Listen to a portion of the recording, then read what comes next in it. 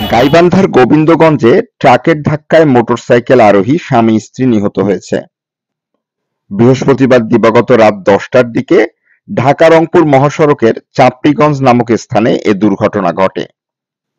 দুর্ঘটনায় নিহতরা হলেন কুড়িগ্রাম জেলার ভুরুঙ্গামারী উপজেলার শিলকুড়ি ইউনিয়নের কাঠগিরি গ্রামের ইউসুফ আলীর পুত্র আনোয়ার হোসেন ও তার স্ত্রী শারমিন বেগম।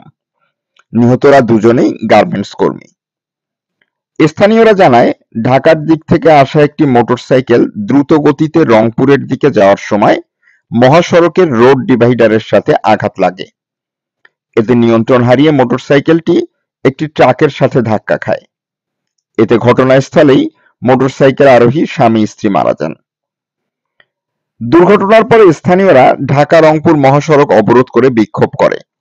তাদের দাবি, অপরিকল্পিত রোড ডিভাইডারের কারণে এই স্থানে বারবার দুর্ঘটনা ঘটছে।